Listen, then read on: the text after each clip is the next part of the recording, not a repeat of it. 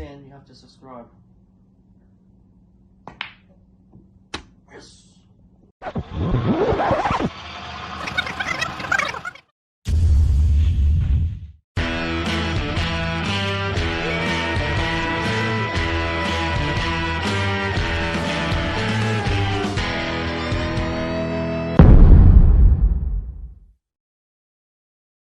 Hello and welcome to another episode of West Underground. This is the greatest episode of all time. We have none other than Kingswood joining us, and we have Fergus, the man. He is with us. How you doing? I'm excellent. Thank you very much. That may be a true statement, but I don't think it'll be a statement forever.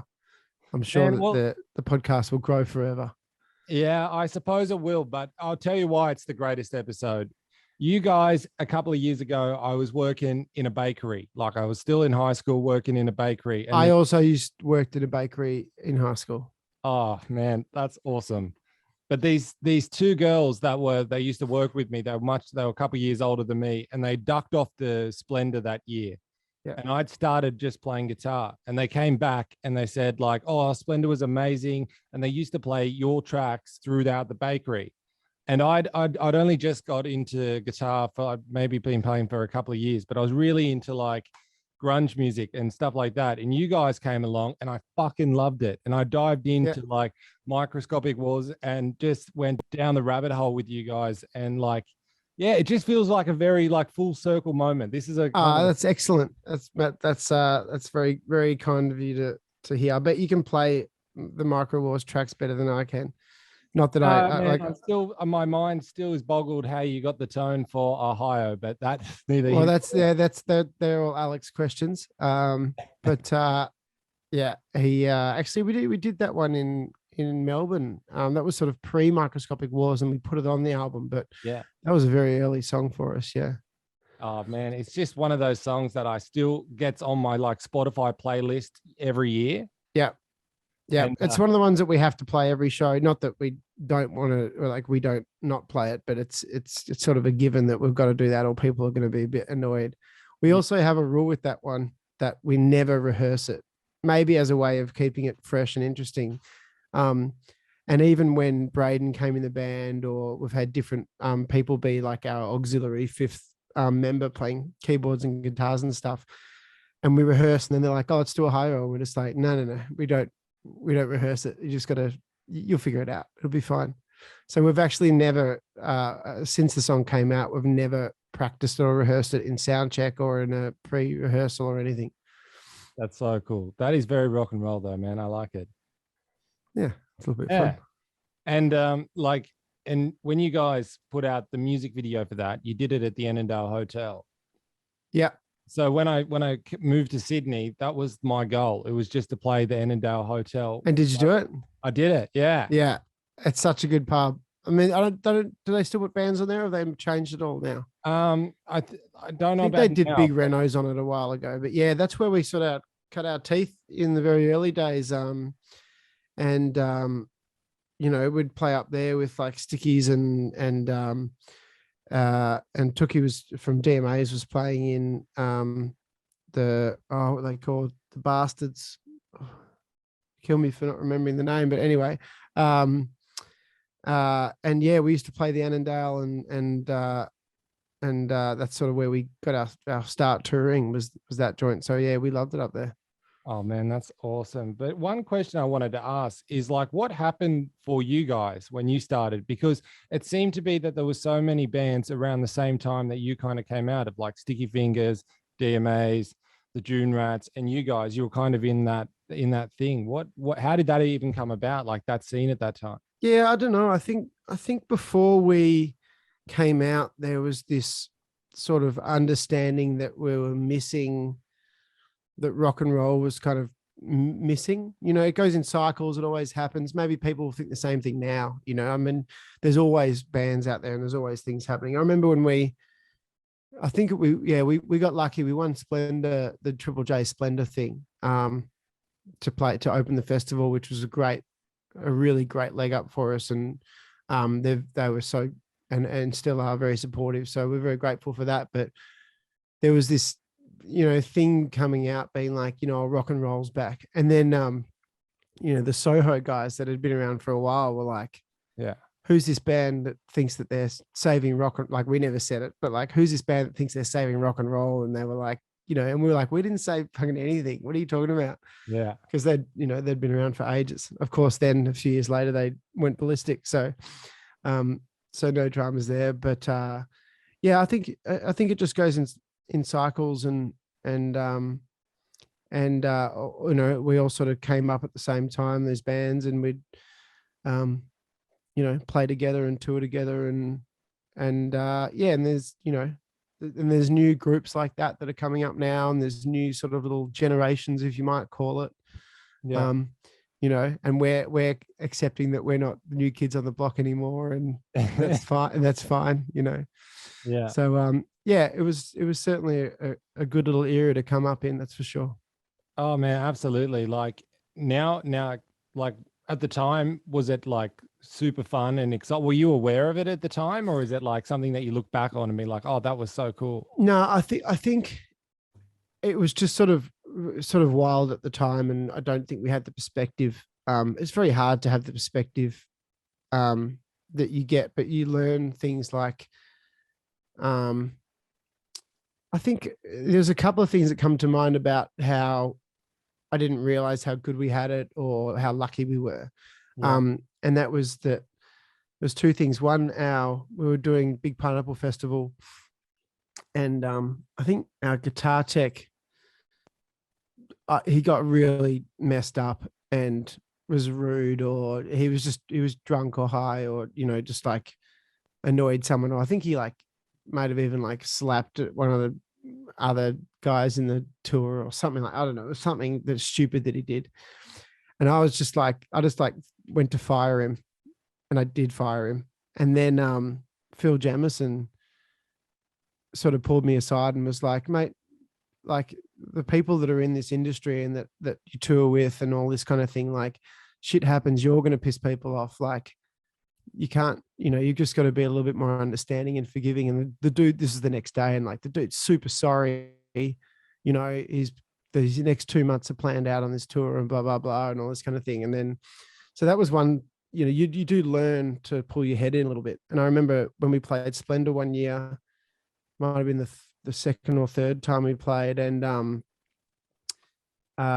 we were being recorded live for Triple J, and we had like a technical issue at the start, and we went on 10 minutes late, and we had to take our ears off and go fold backs. And so we played a set that was supposed to be 40 minutes, and it was half an hour, and I was furious, and like I was really angry at what the hell was going on. Like, I was worried about the radio thing, and the whole gig I was just like angry, and played this gig and then walked off the stage and went into the bushes for like an hour by myself, and was all pissed off and everything. And I hate that that's the way I reacted. Like, I played main stage Splendor to a whole bunch of people and didn't enjoy 1 second of it because I got angry about some technical issue, you know what I mean? And that sort of made me pull my head in and be like, fuck, how lucky are you? And you're getting annoyed about, you lost 10 minutes of a set, who cares, And so I think from that point on, I was like, I made a point to, when you get win, it's funny when you play sport, if you play footy or something, for example, and you make finals or you win a grand final, yeah, they tell you you've won something, you've achieved it, and you celebrate. Yeah. In music, it's not so easy to like note the wins, yeah, and be like, hey, we should celebrate this, or oh, we got this spot on the festival, but we wanted that spot. yeah, And so even when you get good things, you can perceive them as negatives. So I think I changed and learnt to really enjoy every little thing that you do and every show you do. And we played, a show the other night, and yeah, I just soak it all up, and I just love it now, and I don't get stressed about, too much anymore. Not that I think I had a problem with it, but like, yeah, I just, it's really important to soak it up and really enjoy every moment, because we're so lucky that we get to do this. Yeah, man. And like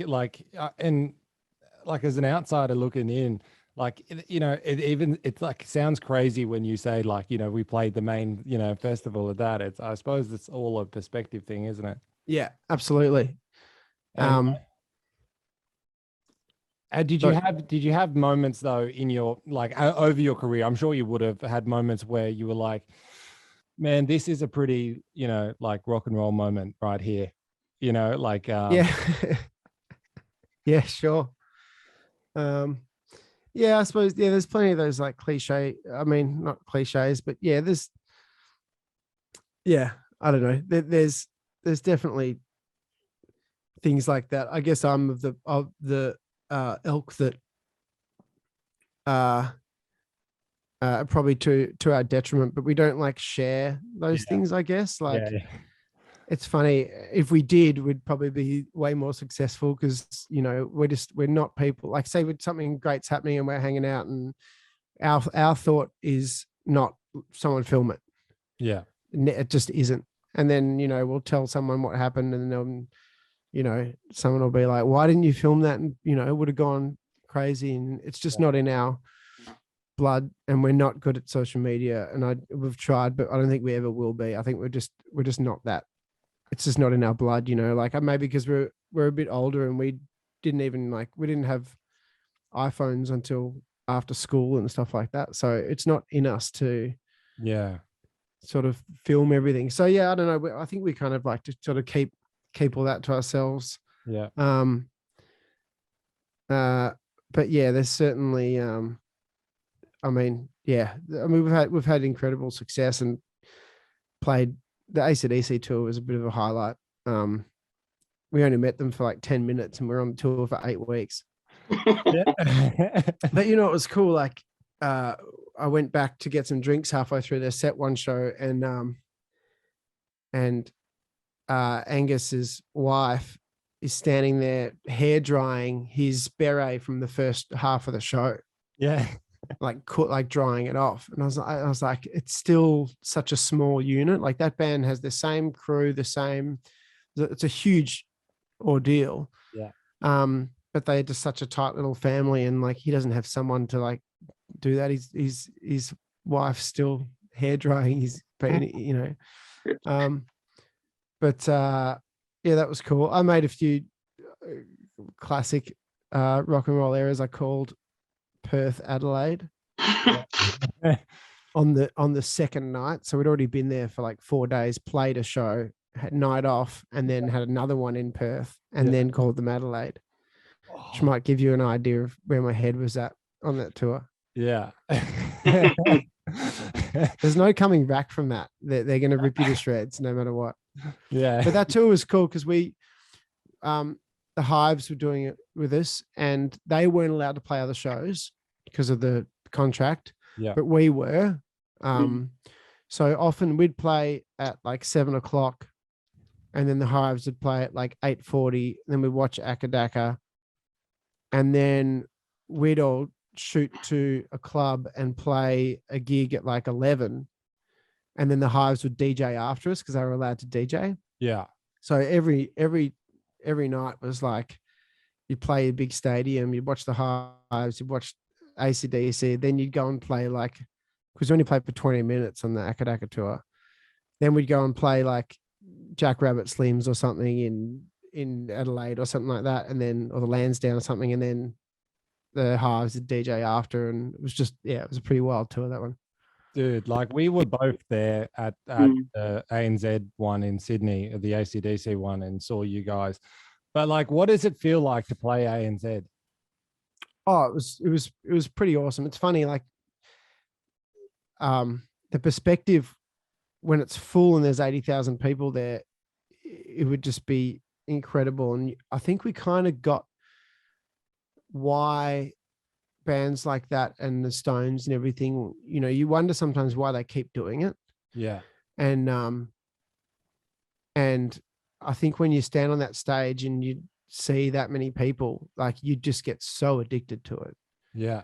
Like it's a whole nother ball game. When we were there, when we play at 7:00, it was like a third full. And it's funny the way your mind perceives it, where it looks like we're still playing to like 30,000 people or something, but it looks like a third full. Yeah. So it doesn't feel like you're playing to a lot of people. Yeah.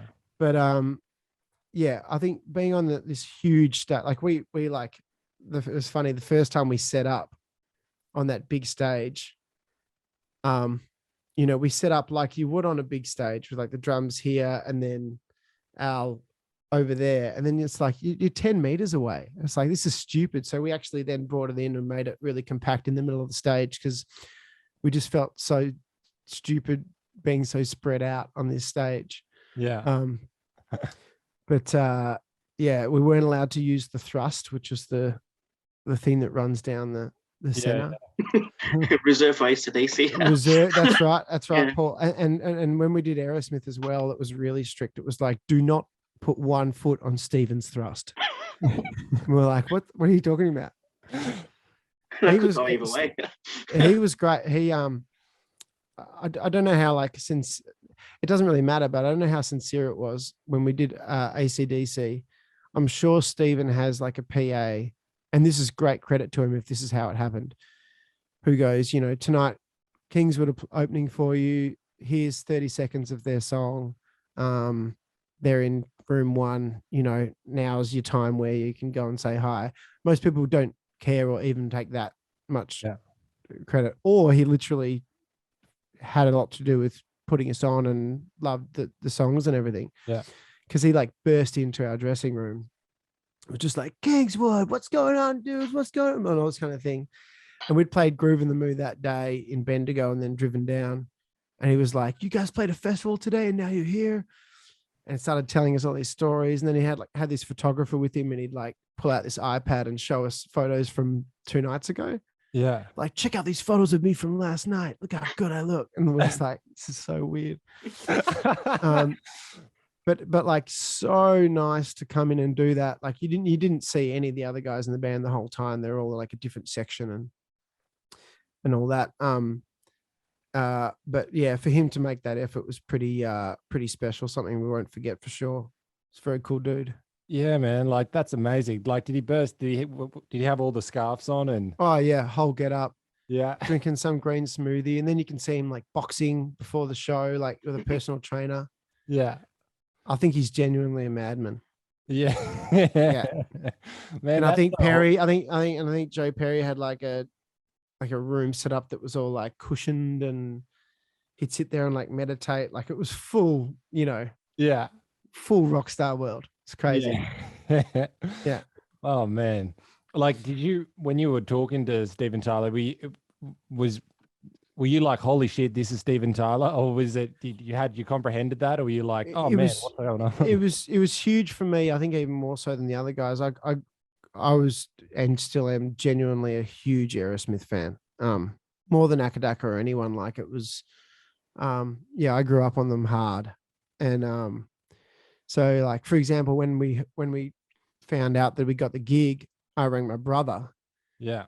And was like crying, telling him, I'm about to tell you something and it's going to like blow your mind. He's like, what? And I was like, well, I mean for Aerosmith. And like, he was crying because it was just so ridiculous. It was like they were our band growing up, like even above everyone else because of our oldest brother, who sort of, you know, would play all that kind of music. And yeah, it was a very sentimental. So meeting Stephen was pretty wild. Man, that's so awesome. Like, I you know, and like, did he like, have you got a chance to talk, like, you know, see him since then, or is it nah just... nah, not at all. Hard no there. Pele from the Hives, we keep in touch with a little bit, but so from the Akadaka one, but nah, it was just a quick meet and greet kind of thing. Yeah. We don't even have a photo because like you don't want to like be that guy that's like, oh, can we get a photo? Like, I don't know, maybe like we should. I think it ties into our thing of not being that savvy with like, you know, you meet someone, you don't want to be like, oh, can we get a photo? We just want to be like peers and be like, hey, let's hang out and not get a photo. And now I'm like, fuck that, we should have got a photo. That would have been awesome. Yeah, man. Paul, I can see Frankie's pizza t-shirt up there. Yeah. That's where we end up. I think that's when we did Akadaka, we played at Frankie's after we did, except we played Melbourne AC/DC and got on a plane and flew and played Frankie's that night at like 11:30 or something like that. Wow. Yeah. Holy shit, that's awesome. I was just to say, you guys obviously live in a moment and you experience what's happening. Like if you went there type of thing. Because you don't take photos, you don't record all the funny shit, which is great. It's like old school. I was just gonna say, what's the experience? What's the difference in festivals and playing for AC/DC? Is the experience different? Yeah, I think the biggest difference is when you're at maybe there's 3 tiers to it. The first one is if you're playing your own show, you know everyone's coming to see you, and you might feel more comfortable, and you might you know that everyone who's bought a ticket has come to, we're coming to see Kingswood. At a festival, a lot of the people that are coming to see you on the stage might want to see you, but also there's probably a big portion that are like, let's go check them out, you know? And we love that challenge of like, let's get some new fans, let's blow people away kind of thing.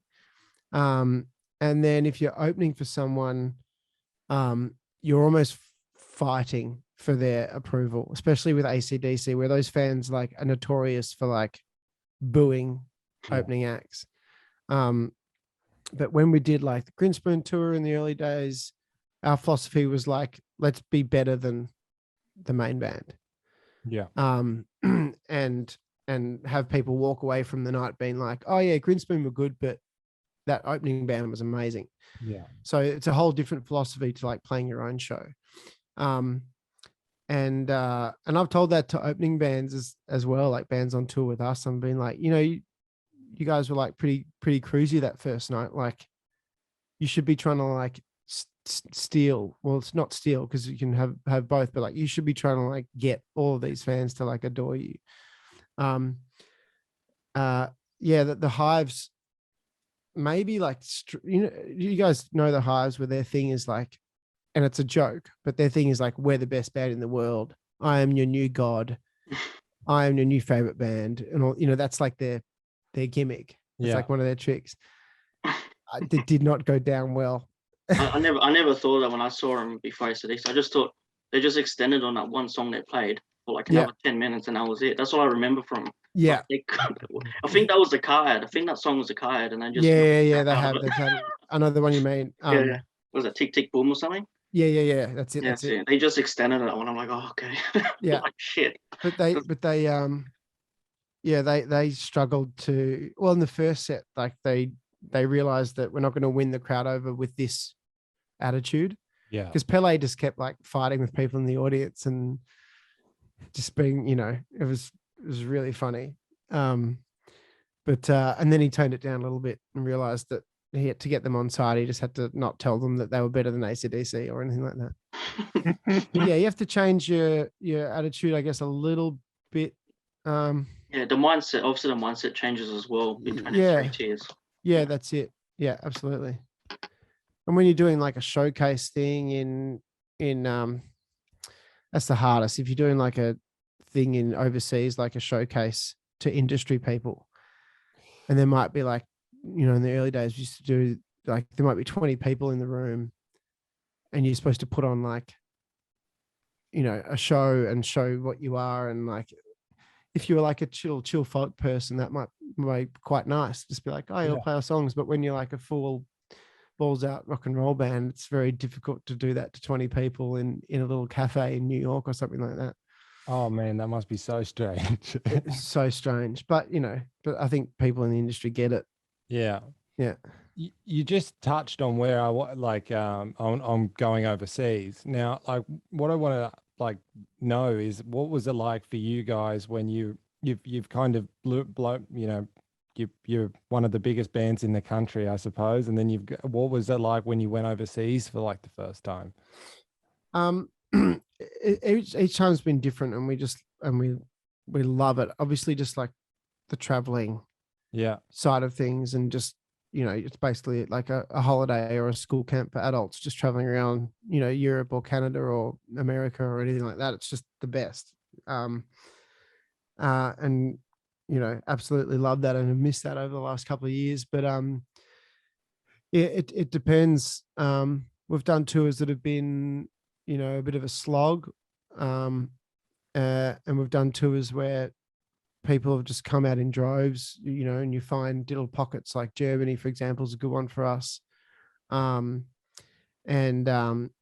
Canada, they love it. Like we're playing tonight, and I'm trying to tell people, on Instagram, like, doors at 8:00, be there at 8:00 and see all the bands, right? Because no one's had gigs for ages.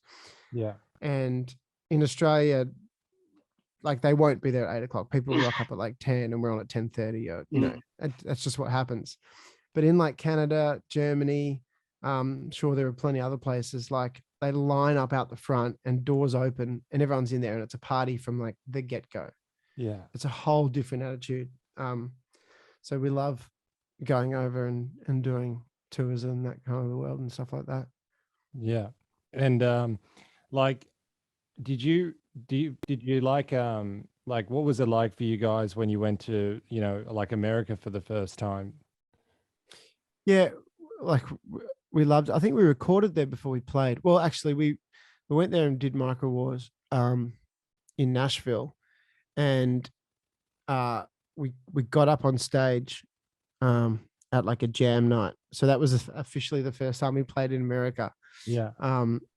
But we didn't tour that trip. We just sort of were in Nashville recording. But yeah, we've it's tricky, and then we've done sort of stints in like New York and those showcase things, and played shows. We've never really done a full North American tour other than in Canada, but we've just sort of done hit spots in LA and Nashville and New York and stuff like that. And just love it. I mean, New York's just my favorite place for so many reasons. I just fell in love with it as soon as I got there. LA had a really bad start. I think I've grown to it, but we didn't really know anything about LA, and we just asked the driver to drop us at like downtown. Yeah.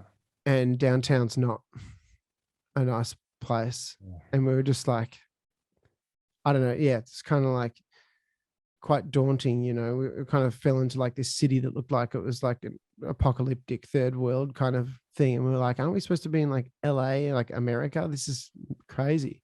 Yeah. And then, you learn more about the place, and LA's great, but yeah, much prefer New York or even Nashville. But it's good. Yeah, it's good when you're recording, and Nashville's a really cool place, and bands are always coming through touring, and when we've been recording there, and so it's always good fun to see Aussie bands come through there as well. But yeah, hopefully we were going to do just before COVID hit, we had Australian tour, European, North America, and then there might have even been a South America tour in like December. It was all going to happen, but all got canned, but that's okay. Oh man, well, I'm hoping for you guys, man, you get back out there as soon as possible. Yeah, well, we're doing shows now, and there's a few festivals and stuff coming up, and then we'll put the album out next year, and see what happens from that. Keep on chilling.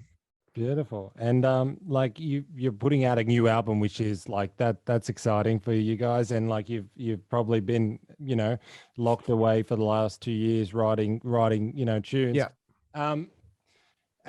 What was that process like for you? Was it just has it helped you keep your sanity a little bit over this lockdown? Yeah, it has. I think it's been different to normal because we were separated for so long. So we, it was hard to sort of all be on the same path. So a lot of songs that we wrote, some of them are for this album and some of them are like for the next album. Yeah. Because we did write a lot. So we'd get together and be like, oh, this song works on this record, this one doesn't, this one does, that kind of thing when we got together, and then recorded this record up in Queensland. And yeah, it's definitely different, and it's gonna be very interesting. I don't want to say too much yet, but Should have new music or a single at least in the first quarter of next year, I'd say. So that's pretty exciting to get back out there and then finish this record and put it out and go from there. Absolutely, man. That's so exciting. And like with this new record too, like what were you listening to other bits of music? What's kind of inspired it? We did Juveniles, and then we realized that album was written for big rooms, a lot of people, big sort of not stadium-y rock, but big rooms kind of thing. And then all that kind of went away, and the album kind of didn't make sense to us anymore because we weren't able to play it live. So we decided a cool idea would be to re-record the whole album just for one listener, just with like piano and strings and really sort of earthy or classical vibe. So we put out Reveries, which is like the sister album to Juveniles. Yeah. And through that process, we did some shows in the Gap when we were able to. We did 10 shows at the Corner Hotel here in Melbourne. Those limited seating gigs that we were able to do. And we just loved that vibe. We were all seated. We were playing acoustic guitars, lap steel, strings, all that kind of thing. And I think this next record is really a continuation of being in love with that vibe. It's not, there are definitely rock and roll songs on there, but it's much more sort of stripped back, almost country, sound like the Eagles. Yeah. I don't know. Yeah. It's going to be very interesting. It won't be what anyone's expecting, that's for sure. Man, that's so cool. And like, are you a guy that when you're writing music, like, do you think in terms of like lyrics and write your songs that way, or you're just a melody guy and just sitting there playing some chords and humming, until you build? For me personally, I think Al's the same. I think Al will get a concept or a lyric or an idea. I think it might all come to him at once. I tend to leave lyrics to last. I find lyrics the most difficult part because I put a lot of value in lyrics. I think it's really hard to write good lyrics. Yeah. And it's very easy to write shit lyrics. And I don't think many people give a shit either way. But I do. Yeah. So just writing words down is easy, and you hear it all the time in songs. And if you actually like stop listening to the song and just read the lyrics, you're just like, what? This is rubbish. Yeah. So we try to take great care in lyrics because, just because we respect great lyrics. But so I find it challenging, but I enjoy the challenge of trying to write great lyrics. But yeah, I think more so I'll get an idea for a song and the melody and the music will come first. That's awesome, man. Like, and do the other guys in your band, did they help out with like lyrics and stuff for you as well? Like, do you kind of sit down and talk about it? It's mainly Al and I, and mostly Al, writing wise. He's an incredible songwriter. It comes to him really naturally, and he's another level. I think he's incredible. And so we'll write sort of separately, and then we'll get together and collaborate on some songs, and then some songs will be just like purely our songs, and then we'll work them out in the studio and that kind of thing. But yeah, it's always good for me to write songs and then take them to Al, and he'll put the sparkle on them and turn them into probably more better than what they were in the beginning. Yeah. I'm excited to hear this new record, man. Like, while you're writing this, do you stop listening to other external music, or you listen to more music? No, I think you listen to more, but you focus what you're listening to. So, and not only that, when we're recording, we'll put on like movies that theme the vibe that we're in as well. Yeah. So for this record, we were watching a lot of Westerns. Yeah. Only Westerns were playing. So in the studio, up on the screen on mute will be constantly inspiration playing, depending on what we're doing. And might be we're doing some sort of electro dance stuff at one point. I think we just had French films up there constantly, and then so we like to do that. We like to surround ourselves with an environment. So we were making this album out on a horse ranch in Queensland, watching cowboy movies, drinking bourbon, riding horses. So hopefully you'll be able to hear that. Man, that's cool. That's really cool. I agree with the music side, because when some of the songs I listen to are from movies, and they sound a lot better when you actually hear the song in the scene. Yeah. Then you listen to it by yourself, like, oh, this sounds really cool. Now, you just picture yourself in the same environment as what the movie sounds. Absolutely. Well, that's it's good you said that, Paul. We almost we kind of are treating this album as if it's a score for a film that you won't see. Mm. It's going to feel like a soundtrack to a film. Personal experience for someone. Yeah, absolutely right. And we'll get more into this when we release it, and happy to chat again when we do that. But it's the whole album's kind of written from the perspective of this one character that we created. So it's kind of like a skill. It is. It's kind of a score for a film around this one guy and his journey.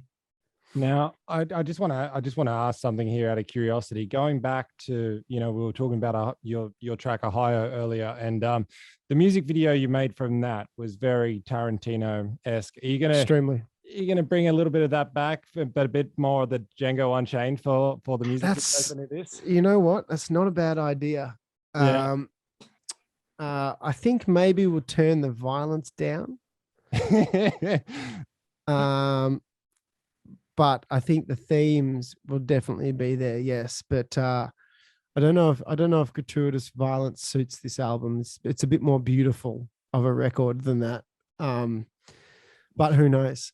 Maybe a couple of splashes of some blood packs will be involved at some point. Oh man, that'd be cool. I've been in the Annandale Hotel and looked around to see if any of that splattered on the roof or look on the roof. Yeah. There was another splatter from Hamish's mouth that later that night. Anyway, oh really? Outside on the steps. It was his first. Was that the first gig of that band? Annandale, I think it was. Yeah. That was my second time playing the Annandale. Secondale, yeah. Yeah. It was a good place, yeah. But yeah, he left his mark as well at the end of the night. Had a few too much. Excellent. Hey, we've all done that. Don't you worry. Hey, I'm gonna have to shoot off, gang. No worries, man. But thank you so much for coming on. This really means a lot, man. And this has been a very informative and interesting interview. I hope so. I'm just driveling, but I'm hopefully it's interesting to someone. But it's been a pleasure to chat, and happy to reconnect later, and we'll see what we've come up with. It's an honor. Thank you very much. Thanks, guys. Appreciate it.